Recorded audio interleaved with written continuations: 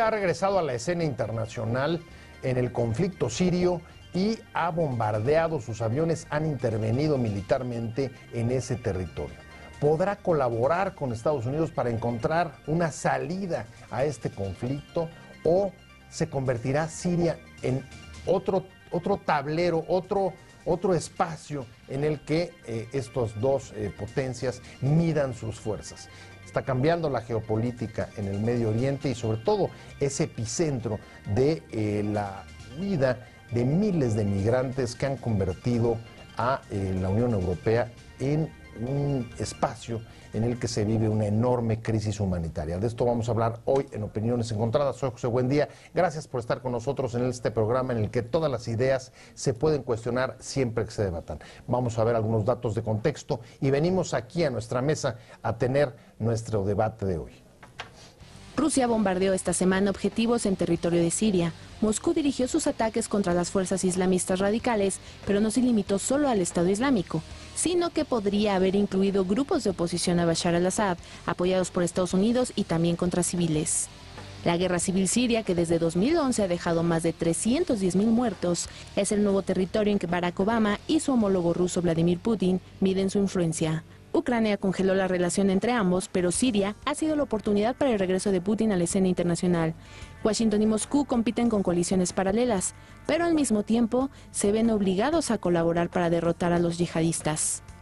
Para Estados Unidos, el culpable de la guerra es el dictador Bashar al-Assad y la represión de las protestas que estallaron tras las primaveras árabes. Para Rusia, es la injerencia occidental. Desde la invasión de Irak en 2003, el origen del caos en la región. Obama y Putin difieren en la receta para poner fin a la guerra. El estadounidense dice que sin un nuevo líder en Siria, el Estado Islámico no será derrotado. Al-Assad debe marcharse. El ruso replica que es garante de la estabilidad y elogia a sus partidarios porque son quienes se baten con los yihadistas. ¿Qué papel tiene la Unión Europea en un conflicto que genera miles de refugiados y la peor crisis humanitaria en décadas? ¿Colaboran Estados Unidos y Moscú en la resolución del conflicto? Posiciones. Número 1. El ministro de Exteriores ruso, Sergei Lavrov, admitió que los objetivos de su país se extienden a organizaciones como Al-Nusra, afín a Al-Qaeda y otros grupos terroristas. Rusia intenta evitar que puedan surgir malos entendidos con Estados Unidos y está dispuesta a cooperar con la coalición dirigida por Washington, pero no formar parte de ella, dijo Lavrov. Número 2. Estados Unidos está dispuesto a trabajar con cualquier nación, incluidas Rusia e Irán, para resolver el conflicto, dijo Obama ante la Asamblea General de la ONU, pero no puede haber después de tanta sangre y matanzas un retorno al statu quo previo a la guerra. 3. Vladimir Putin describió el encuentro con Obama como muy útil y franco. Dijo que Rusia sopesa cómo ayudar a quienes luchan contra el Estado Islámico, pero descartó el despliegue de tropas rusas de combate. Regresamos, estamos ya en Opiniones Encontradas y vamos a hablar del conflicto sirio y sobre todo toda la geopolítica regional que está detrás de este conflicto que de por sí haya causado cerca de 300,000 víctimas desde que comenzó. Uno de los conflictos más cruentos que se viven hoy en el mundo y con consecuencias realmente imprevisibles sobre la estabilidad de la región y sobre todo su impacto en otros como por ejemplo Europa. Y para discutir sobre el tema me da muchísimo gusto que esté con nosotros, como ya lo ha hecho en otras oportunidades, el doctor David Sarkis. Él es internacionalista, especialista en asuntos internacionales del TEC de Monterrey. Doctor, encantado, muy buenas un placer, un placer. Igualmente, como siempre que nos acompañe. Así es, un gusto. Y está también conmigo Simone Lucatello. Muchas gracias, Simone. Gracias por la invitación, gracias. Es profesor investigador del Instituto Mura. Ahora sí dije bien tu apellido. Está muy bien, gracias. Perfecto. Ahora sí arrancamos con el pie derecho. Ándale, muy bien, perfecto. Bueno, pues si quieren arranquemos con lo que tenemos. Después de que se encuentran en la ONU y tienen una reunión, Obama y Putin, después de años, casi un año, ¿no?, de congelamiento por el asunto de Ucrania, sí, entra Rusia y empieza a bombardear en algunas provincias sirias, diciendo que el objetivo es el Estado Islámico. Ya lo había, digamos, anunciado en la ONU, diciendo hay que ir contra los yihadistas, pero, doctor, lo que está sucediendo ahí es que no está claro si solamente es contra los yihadistas y el Estado Islámico o en algunos lados donde no tiene presencia o no es preponderante la presencia del Estado Islámico le está pegando o está también alcanzando a la oposición política a Bashar al-Assad. Sí, efectivamente, esto es algo que se ha venido discutiendo a lo largo de los últimos días, precisamente porque el anuncio de Putin estaba orientado a movilizar a la opinión pública en el sentido de pensar que llegaban en apoyo a el movimiento en contra del Estado Islámico, y en menos de 48 horas que empiezan los bombardeos, hay denuncia de los servicios secretos norteamericanos y de otras fuentes que dicen que le están pegando más que nada a opositores al régimen, pero sobre todo aliados de los Estados Unidos, equipados por los Estados Unidos, lo cual no deja de ser interesante porque de alguna manera Estados Unidos había tratado de mantener una impresión de que estaban un poco a la distancia del conflicto, de que no sabían exactamente a quién deberían apoyar porque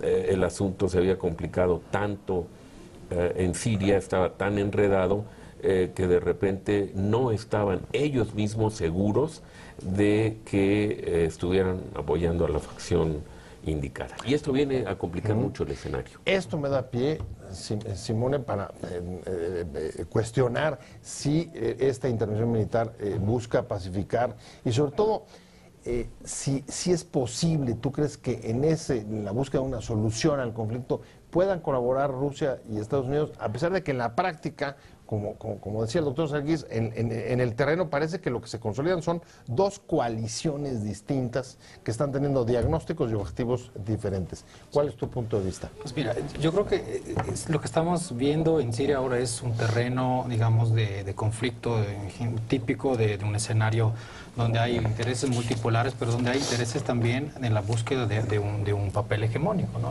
Estamos en una situación global donde no hay actores fuertes, salvo, digamos, Estados Unidos, que ha perdido su impulso en los últimos años.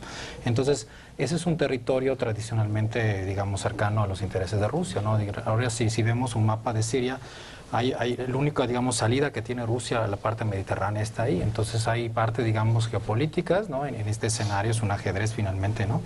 Donde hay diferentes juegos, digamos, diferentes intereses en juego, en donde efectivamente Estados Unidos está ahí, digamos, sin aliados fuertes, porque esa es una cuestión importante, digamos, a diferencia de otros estados. A ver, no tienen aliados fuertes, pero ¿no han cambiado un poco también las coaliciones en los últimos tiempos? Yo veo, por ejemplo, el ingreso de Irán al mercado petrolero lo convierte pues en un actor más proclive, más empático con el propio Estados Unidos.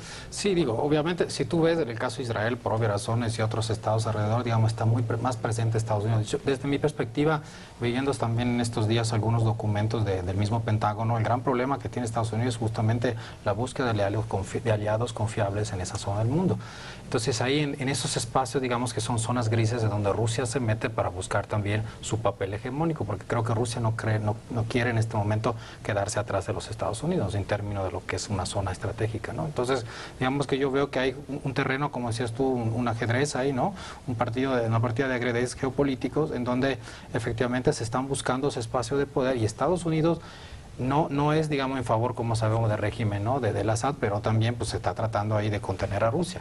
Entonces estamos viendo diferentes condiciones y en el medio de una situación donde hay también diferentes grupos, ¿no? Insurgentes, rebeldes, y yo, bueno, creo que todos los analistas están de acuerdo en este momento que no hay manera a veces de definir quién es quién en ese enorme espacio, ¿no? O sea, hay una fragmentación política enorme. Política, grupos que están financiados por los Estados Unidos, por los rusos, por otros contrainsurgentes, por Irak, por Irán, por el Estado Islámico. Entonces, es enorme. Entonces, cuando Rusia bombardea, digamos, dice sobre los Estados Islámicos, pero Estados Unidos se queja porque dice que a lo mejor era gente que eran los rebeldes que ellos estaban apoyando en términos militares. Ahora, hay una serie de cuestiones ahí muy, muy curiosas. Ahora, habiendo distintos intereses en el terreno de juego, doctor, también hay un diagnóstico distinto y es muy claro. Mientras que para Estados Unidos el conflicto o la solución del conflicto pasa por la salida de Bashar al-Assad, para los rusos, más bien la política que se siguió o se seguiría ahí y se siguió en otras partes de la primavera árabe de sacar a los, en su momento, bueno, pues a los tiranos, como les calificó Obama ahora al-Assad, ha sido un factor de desestabilización de la región. ¿Cuál es su punto de vista? Sí, sin lugar a dudas, creo que hay diagnósticos distintos porque hay intereses distintos.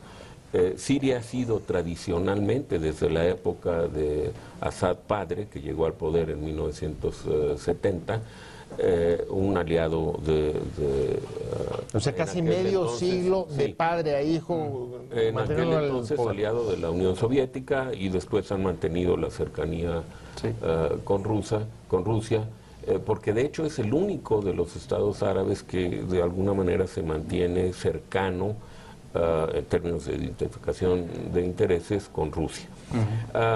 En los últimos días ha habido desde luego una enorme cantidad de tinta vertida sobre la situación en Siria, y dicen algunos analistas que Putin está buscando no solamente afianzar al régimen de Assad ahí, sino de alguna manera solventar algunos de los problemas domésticos internacionales que tiene en otros escenarios. Por ejemplo, Ucrania, ¿no? Lo que lo congeló, digamos, en la escena internacional. Exactamente. La intervención o sea, que de alguna manera esta situación ha sido tan costosa para Rusia en general y para Putin en particular, que de alguna manera él, esto dicen los analistas americanos, busca desviar un poco la atención, meter ese asunto a la congeladora, llamar la atención sobre el escenario del Medio Oriente para recuperar posición como un líder decidido, firme, que está buscando apoyo a una solución de un problema de los que más se ha prolongado dentro del contexto de las llamadas primaveras árabes, ¿no? Entonces, en ese sentido, por supuesto que la idea no es resolver el problema quitando a Assad, ¿no? Desde el punto de vista ruso. El problema es más bien buscar cómo afianzarlo. Y además con una diferencia importante respecto de Obama. Obama le queda poco tiempo de mandato, mientras que Putin está comenzando otra vez nuevos bríos. Totalmente. Otro de sus periodos. ¿Tú cómo ves? Sí, no, estoy de acuerdo. Digamos, la coyuntura sí no está favoreciendo a Estados Unidos en este momento. También hay otro factor interesante que se estaba mencionando, es que Siria es uno de los principales compradores de armas de Rusia, y también hay ahora en este momento intereses, digamos, en el sector extractivo y minero muy fuerte por parte de los rusos en esa zona. Entonces creo que son como alrededor de unos 20 mil millones de dólares de inversiones rusas en esa zona, justo donde está avanzando el Estado Islámico. Entonces, digamos, hay otros factores de análisis geoeconómica, si quieres, ¿no? Para entender un poco la situación. Es un típico polvorín, digamos, ¿no? Sí. Muy que complicado. se complica además porque las zonas de intereses no están muy claramente definidas. De repente es cierto que uno busca afianzar el régimen de Assad y el otro busca una transición, pero hay un tercero en discordia, que efectivamente es el Estado Islámico, y que no corresponde con ninguno de los intereses. Entonces eso está fuera de control.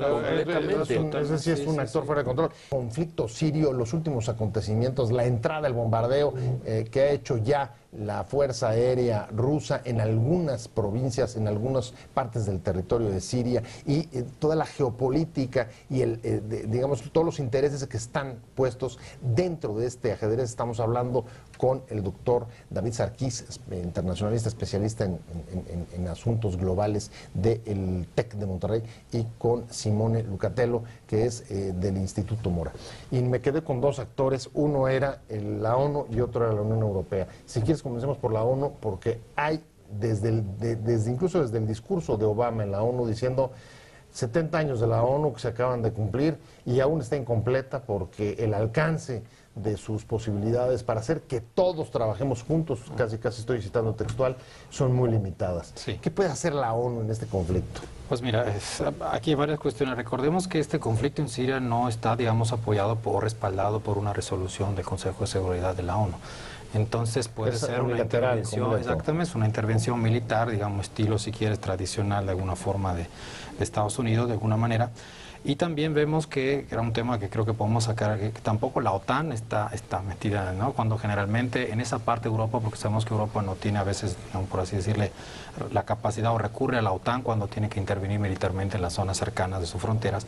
Entonces tenemos ahí un actor que está también dormido, pero ahí también hay algo interesante que podemos retomar. Entonces, digamos, desde la ONU te decía, no hay un respaldo en esta resolución, por lo tanto tienes que negociar de maneras diferentes. Por eso no recurren, digamos, al espacio tradicional de la ONU, que es considerado como neutral para atacarse también entre estados, digamos, de manera retórica, si quieres, porque si tú ves lo que está pasando en Siria, está Estados Unidos, está bombardeando también la Inglaterra, bueno, Gran Bretaña, está Francia y bueno, los países que tradicionalmente, digamos, no intervienen en ese tipo de situaciones.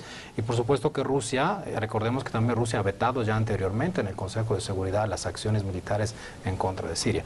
Por lo tanto, estamos en constante negociación, pero es cierto, es una paradoja, hace 70 años de paz, pero no es cierto, estamos en un momento global donde nunca hemos tenido tantos conflictos como en este momento, no solo en Medio Oriente, sino que en muchísimas partes del mundo. Y tanto riesgo de que se puedan desbordar. En este sentido, me parece muy interesante esta exposición que nos acaba de hacer el colega y que señala con toda claridad que la ONU no es un bloque homogéneo. Ahí está en el Consejo de Seguridad representado por un lado los intereses que defiende Estados Unidos junto con los franceses y los ingleses, pero del otro lado está Rusia, China, que de alguna manera ha tenido el apoyo de los chinos, ¿no? Exacto. Para tratar de mantener ahí la situación del régimen de Assad. Y también creo que vale la pena acotar el hecho de que además de los actores externos, el propio escenario interno está completamente desequilibrado y terriblemente volátil.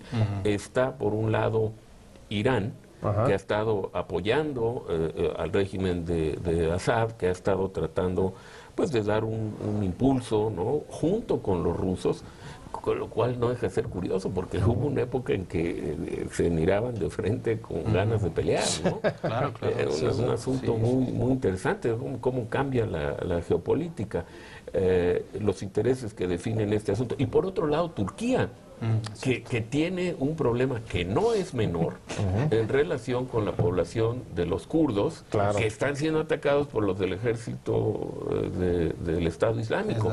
Entonces, de repente, hay una mezcla de factores impresionante que no permite hacer un diagnóstico puntual, claro, es decir, quién va para dónde.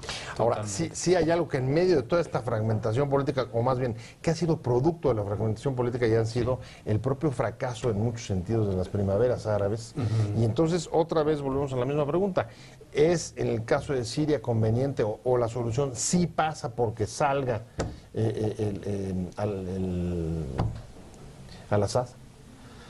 Bueno, creo que eso es complicado decirlo. Yo creo que Assad, tiene todo obviamente el respaldo y el apoyo de los rusos, está clarísimo. Y también yo creo que el mensaje que dio Putin en estos días a Obama muy claro fue: ojo, lo que hicieron Estados Unidos en esa región ha sido desastres. Entonces, cada vez que le han quitado ahí a algún dictador, o llámale como quiera, siempre se ha vuelto la situación un caos. Entonces, Estados Unidos no está en posibilidad de resolver el problema como a lo mejor pretenden ellos en sus formas, ¿no? Entonces creo que es un asunto importante. Entonces, el mensaje para mí de Putin creo que en ese sentido ha sido muy claro. Entonces van a respaldar hasta dónde se puede el régimen del Assad, pues y después se verá, ¿no? Pero yo creo que es difícil vislumbrar una solución a corto plazo, ¿no?, en este momento. ¿Pasa o no pasa por la salida? Es que es difícil decir porque realmente donde ha habido movimiento de transición, pues más bien ha sido una cuestión volátil. Mursi estuvo escasamente un año en el poder y regresó el ejército, y hay una situación de mucha tensión por volver a mantener el equilibrio que de alguna manera garantizó Mubarak durante 30 años, ¿no? Entonces, es paradójico, es paradójico. Aquellos autócratas. O Saddam, o Gaddafi, Libia y todos los que estaban apoyados. Depende de qué queremos. Hace menos de una década, Friedman George publicó un libro muy interesante que se llamaba Los próximos 100 años, un estudio de prospectiva de la geopolítica mundial. Y fue muy interesante, ¿no? Porque estaba apenas acabando la primera década de este siglo, empezaba a vislumbrarse en el escenario la crisis del 2008, que tiene mucho que ver con todas estas cuestiones, ¿no? Porque detona una serie de factores que no se han resuelto de manera satisfactoria. Y en ese libro, cuando él se refiere a la cuestión de los musulmanes y los árabes, que no son lo mismo, ¿no? Dice, un objetivo claro de la política exterior norteamericana para las próximas 2 décadas debe ser, primero, impedir cualquier movimiento panarabista o panislámico y mover un esquema de división para que los que se peleen sean ellos, contra ellos mismos. Y dijo en ese libro, en una guerra de ese tipo, no importa quién mate a quién, ¿no? Nosotros salimos ganando.